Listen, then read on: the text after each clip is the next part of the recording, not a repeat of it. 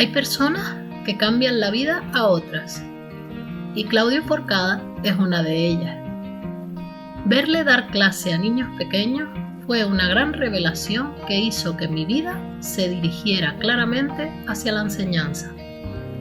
Claudio es una persona seria, comprometida con su trabajo y con una vocación docente que le ha hecho remover cielo y tierra hasta encontrar su ideal. Sus estrategias didácticas son increíbles. Conecta con sus alumnos como solo él sabe hacerlo. Y para quien le escucha, se le abre un mundo de posibilidades que nunca antes hubiese imaginado. Desde luego, todo esto impresiona, pero cuando lo conoces a nivel personal, te das cuenta que como todos los grandes genios, Claudio, además, es un señor de los pies a la cabeza, con una calidad humana que excede y mucho a su calidad como docente. Queridísimo Claudio, bienvenido a Sinfonía de Palabras.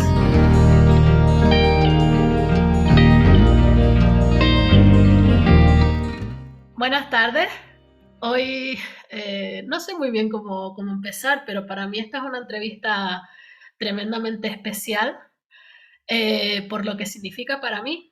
Y lo que significa para mí, Claudio, fue un punto bueno, yo no sé ni siquiera si tú lo sabes, Claudio, pero te lo voy a contar.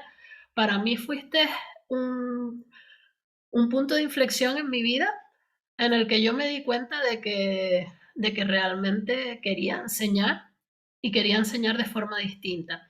Y que lo que yo estaba haciendo estaba bien, no estaba mal, no, tampoco vamos a mentir, pero podía mejorarse a niveles insospechados. Y yo no te conocía y fui a un curso en el que, bueno, había un señor que estaba allí dando clases y yo dejé mi curso de lado, dejé de ir al curso por ir a ver las clases de Claudio.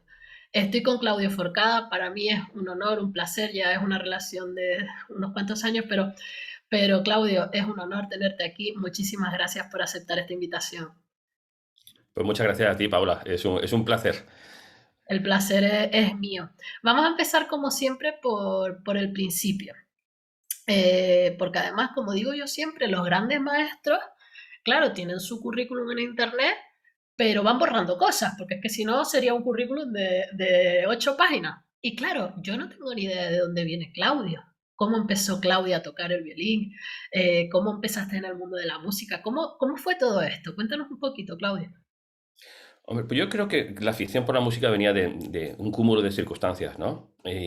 Por ejemplo, yo desde pequeñito, la tradición familiar era ir a la iglesia, a la catedral, a la misa del domingo, y después de la catedral íbamos al Alcázar, que es un sitio precioso aquí en Córdoba, en el que la orquesta municipal hacía un concierto cada semana. Ajá, Entonces yo tengo imágenes de pequeño, con 3 4 años, estar en el pasillo viendo a los músicos y sentirme fascinado por cómo sonaba aquello, por la sonoridad claro, o por, supongo que es la impresión que te puede causar el volumen sonoro o lo que vivía allí, ¿no? ajá, Y entonces siempre tuve cierta afinidad a tocar instrumentos musicales, lo que hemos tenido todos en casa, ¿no? La flauta del colegio, una armónica que había perdida por allí, un ukelele.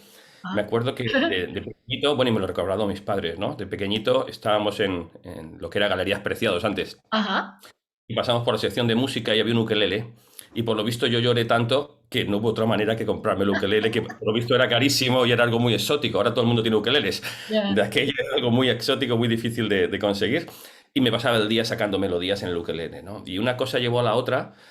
Yo creo que esa afición ha estado siempre desde pequeño, quizás porque mis padres escuchaban música en casa, porque me llevaban a conciertos. Claro, Yo creo que el ambiente, la motivación social, ¿no? El ambiente que tienes en casa es fundamental, es lo que hace que luego puedas desarrollar una vocación. claro, claro. Qué importante es eso en los peques, ¿no? Que los llevemos que los acostumbremos desde pequeños a asistir a conciertos, ya no solo a sus propios conciertos, como decías tú hace poco en un cursillo que tuvimos, de que ellos asistan a sus conciertos y a los de los compañeros, ¿no? Sino a llevarlos a conciertos de forma habitual, ¿no? Eh, a partir de ahí, evidentemente, empezaste a estudiar violín, entiendo, ya te llevarían pues a algún centro reglado, no lo sé.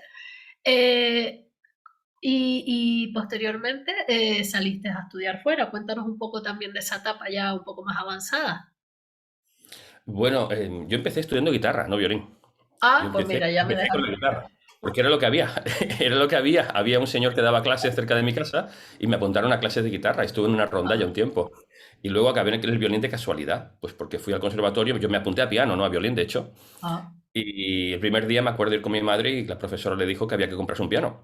claro. Y que mi madre dijo, pues no, coge algo más pequeño, Ya más compré un pequeño, ukelele, no me hagas más comprar un pequeño y piano. más barato. Entonces, como mi hermano se apuntó a violín y nadie sabe por qué, pues yo me apunté a violín por ir con mi hermano. Claro. Las circunstancias de la vida, ahora mi hermano es un ingeniero y yo me sigo Y tú dedicando a al esto violín. todavía. Sí, ya es tarde para cambiar. Y luego, bueno, pues he ido conociendo muchos maestros. Empecé aquí en Córdoba, en el conservatorio local, ¿no? Claro. Y poco a poco luego conocí un gran un impacto en mi vida lo tuvo un señor que se llamaba Francisco Fernández, que Ajá. tú seguramente no conocerás, pero conocerás a uno de sus hijos, que bueno, es un violinista creo bastante conocido, que se llama José María Fernández, Ajá. Chiqui, o Sí, Victoria Fernández. Conocerás a Gonzalo Comellas, sí, seguramente. también. Pues la mujer de Gonzalo Comellas era hija de este señor que ya falleció. Ajá. Eran cinco hermanos y era una familia muy, muy musical. Y yo pasaba casi más tiempo en casa de esta familia tocando que en la mía. Claro. Entonces, me adoptaron musicalmente hablando, ¿no?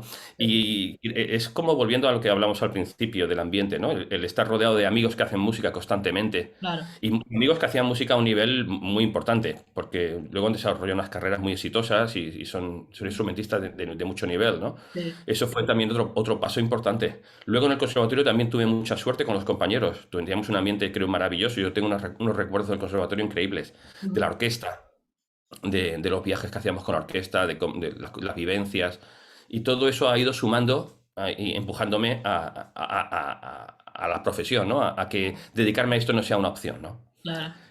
Luego tuve una experiencia en veterinaria. ¿En serio?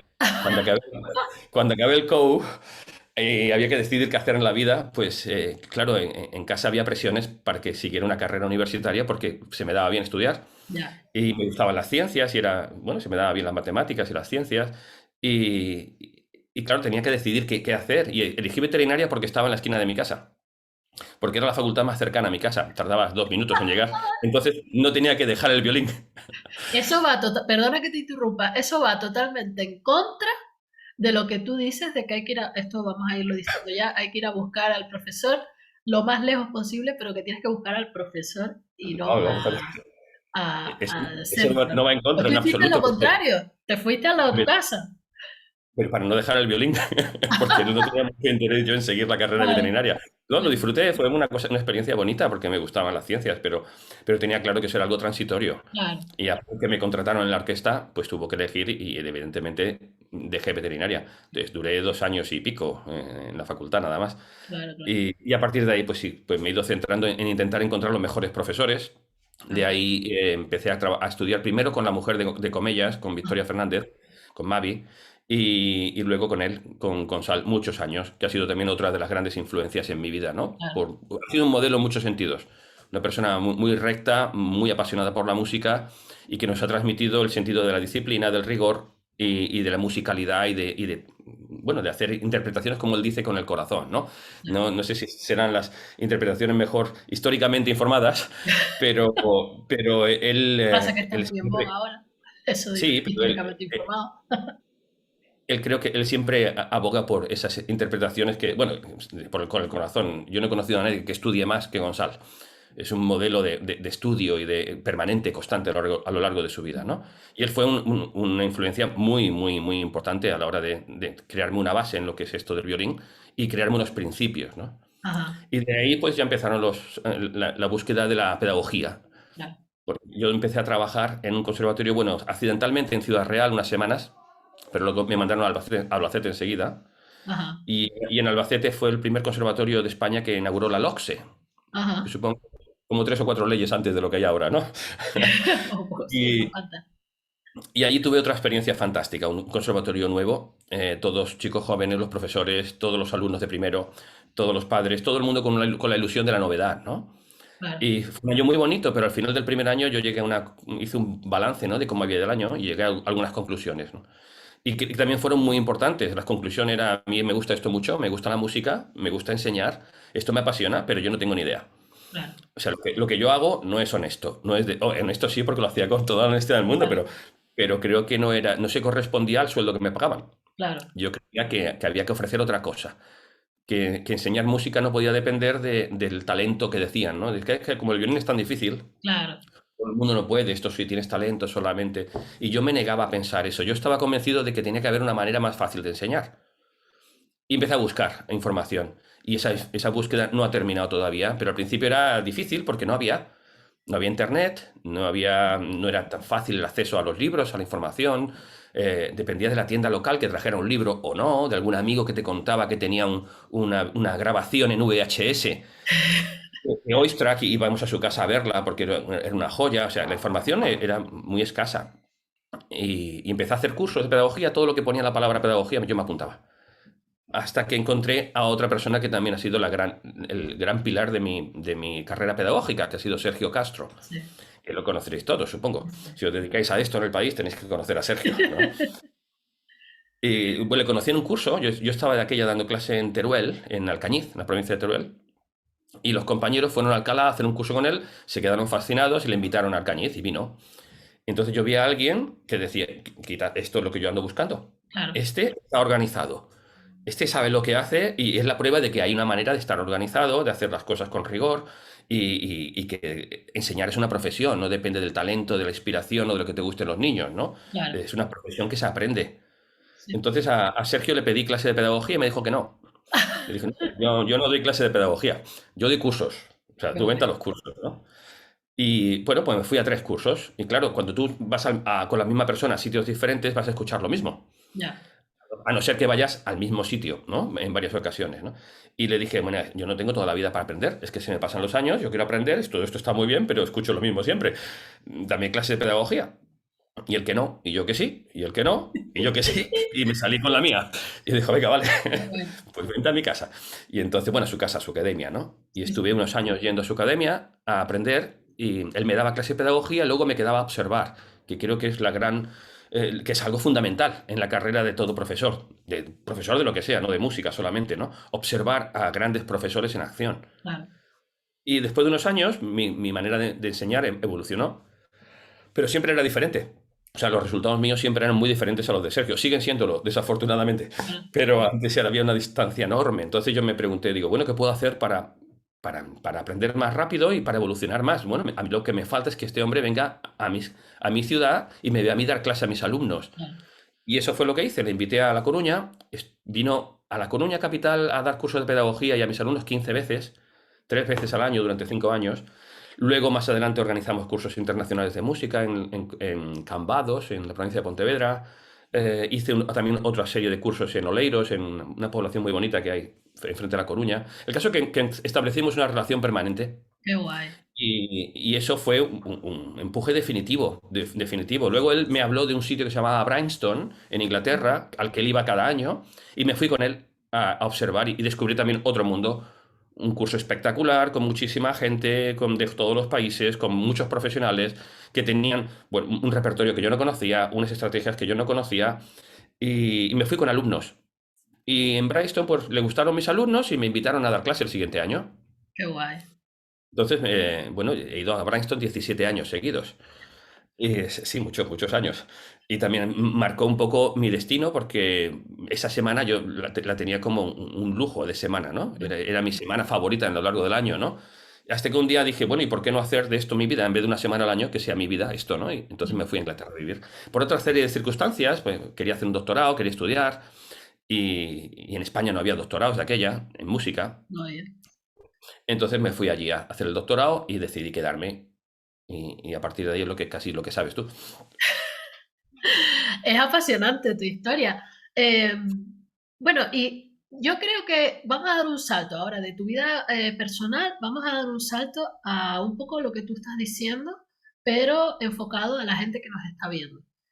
Toda esa gente que haya sentido lo mismo que tú, como sentí yo en su momento, aunque yo no pude dar ese paso en su momento, pero bueno, eh, que tenga ganas de mejorar como docente, que tenga ganas de aprender, que tenga ganas de tener a todos esos profesores que son de tu confianza para aprender nuevas metodologías en el mundo de la cuerda, ¿a dónde tienen que ir?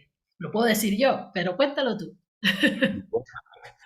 No, Porque no es es tan una gran fácil. novedad y creo que es un paso espectacular, ¿no? El hecho de que, bueno, la UACS ha sacado un máster en pedagogía y creo que es maravilloso, se lo recomiendo a todo el mundo, pero cuéntanos un poco de qué va el máster.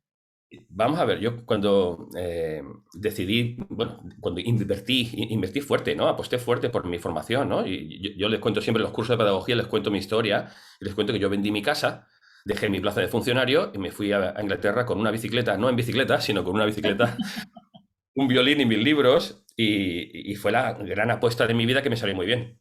Fue una de las grandes decisiones de mi vida, pero evidentemente nadie necesita, no todo el mundo necesita hacer esto. No hace falta dar cambios tan importantes en tu vida, ¿no?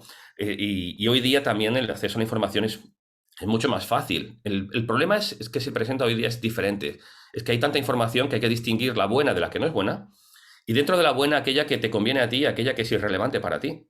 Sí, porque puede haber profesionales maravillosos que enseñan cosas increíbles, pero que no son aplicables en tu contexto donde tú trabajas, ¿no? Claro, Entonces, pues no pueden sé. ser inspirador, puede ser muy bonito, pero al final el impacto en el día a día de tu trabajo es nulo o mínimo. Entonces, como todo el mundo tiene los recursos limitados, ¿no? Todo el mundo tenemos un presupuesto limitado, si no, no nos dedicaríamos a la música, ¿no? Seríamos ricos. Tenemos, claro, hay que decidir muy bien dónde vas, qué haces y en qué inviertes tu tiempo y tu dinero para seguir formándote, que es lo que yo sigo haciendo. Yo sigo yendo a congresos cada año, yo sigo comprando libros, sigo observando compañeros y claro, cada vez elijo mucho más dónde voy. Claro, Porque, bueno, cuando vendí mi casa tenía mucho dinero de aquella y decidí apostarlo a todo esto, pero ya no. claro, Ahora tengo una hipoteca, ahora no tengo los recursos que tenía antes y una hija, entonces las circunstancias cambian y tampoco tengo la necesidad de estar como antes, constantemente yendo a todos sitios y leyendo a todas horas.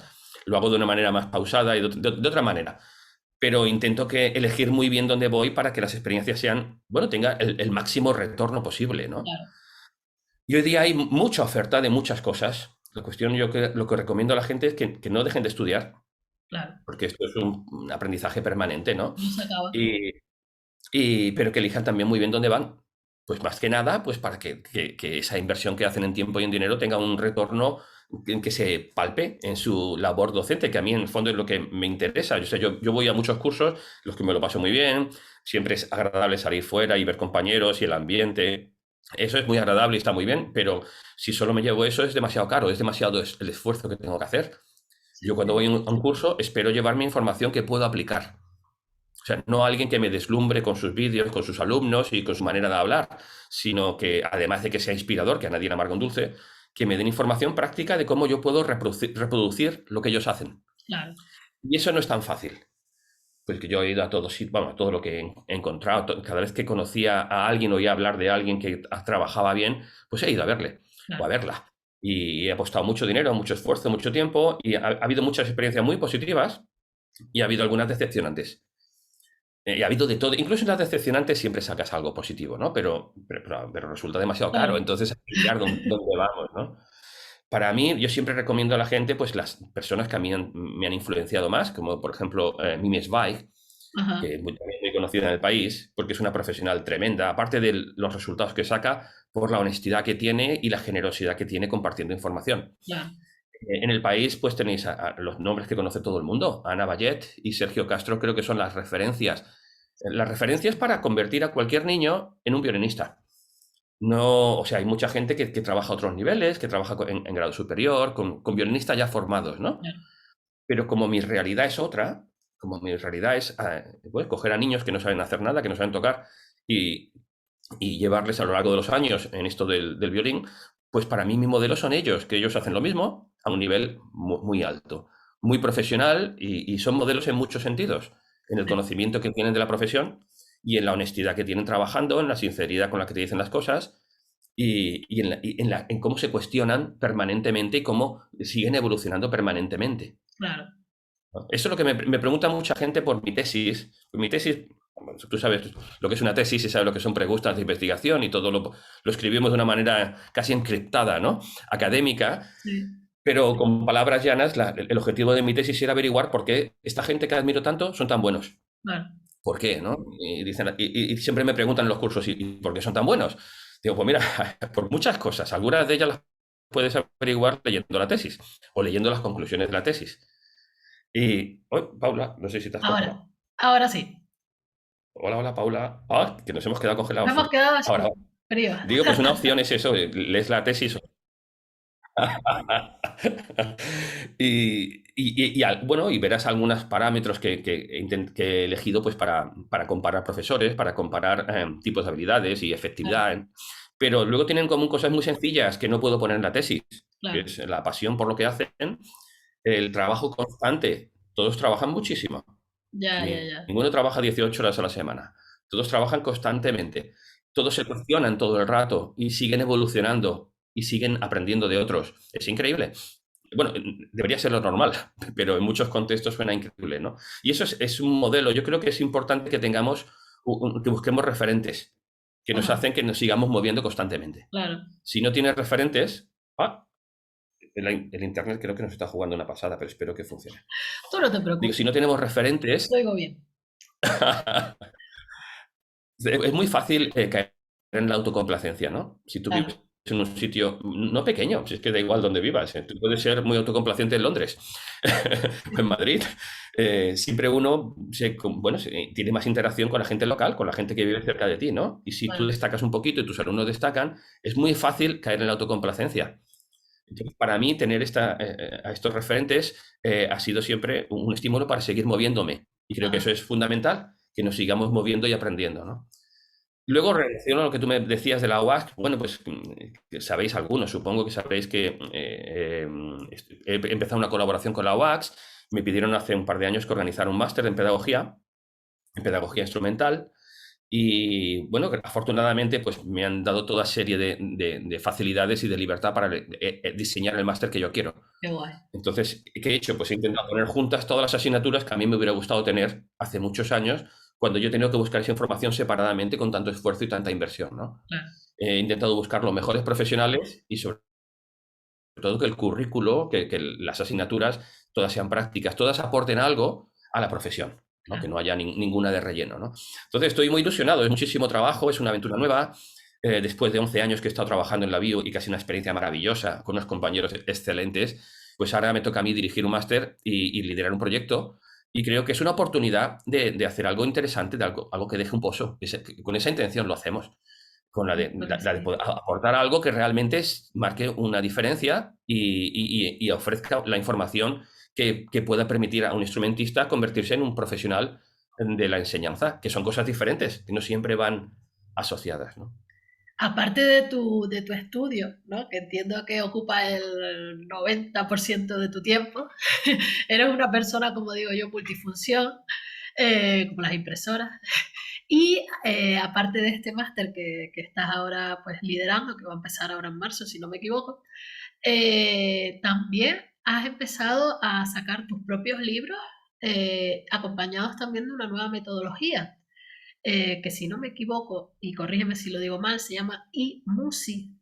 Y a mí me Eso es. encantaría que nos hablaras un poquito sobre ella, porque me parece, estuve trasteando un poco en la web y me parece apasionante. Cuéntanos en qué consiste.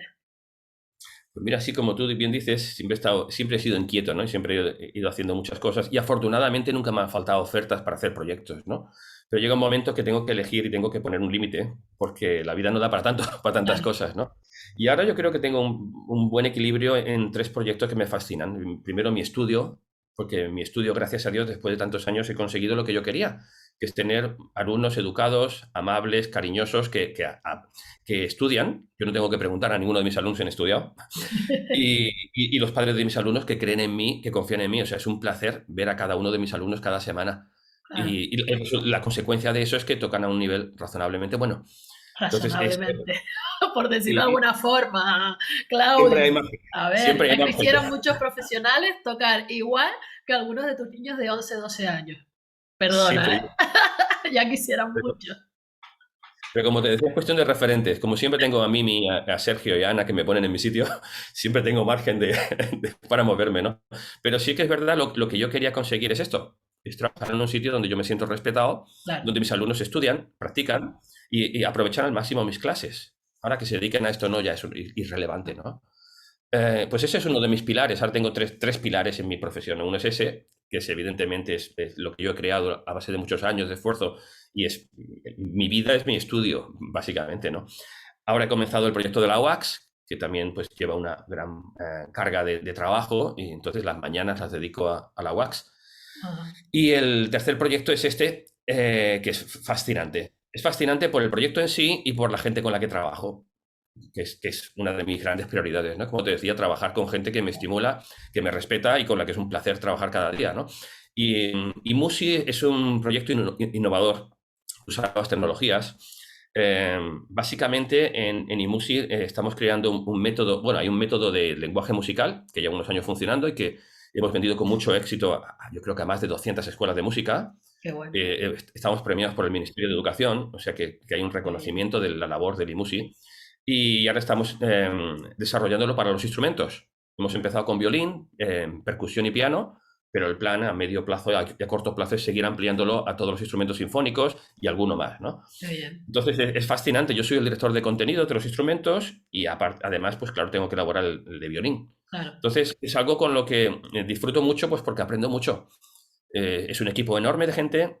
Hay 3 compañías de software detrás, hay diseñadores, hay gente de sonido, los cámaras, la gente de grabaciones, los profesores que elaboran los libros. Es un equipo enorme y fascinante, Qué bien. porque, bueno, todos compartimos esa pasión por lo que estamos haciendo, ¿no? ¿Y en qué consiste Musi? Bueno, pues básicamente los niños tienen un libro, en este caso, por ejemplo, de violín, pero el libro solamente es la puerta a la plataforma, que creo que es lo que realmente es innovador. Claro. En la plataforma, pues tienes toda serie de posibilidades para, como profesor. Tú controlas lo que estudian tus alumnos. Está todo hecho de una manera muy bonita y muy interactiva, de tal manera que a los niños les fascina. O sea, yo a mi hija le pongo el libro de Imusi para hacer los ritmos y lo podrá hacer más o menos de buena gana, pero si le pongo esos ritmos en la plataforma y no deja de hacerlos, ¿no? Puedes controlar lo que hacen tus alumnos, les puedes mandar packs, les mandas packs con la tarea, los niños abren en casa la tablet o el ordenador, siguen las instrucciones y no tienen que hacer nada más. Qué Tú bien. puedes mandarles vídeos, puedes mandarles audios. El Imusi viene acompañado de, por ejemplo, el libro 1 de violín viene acompañado de 50 vídeos.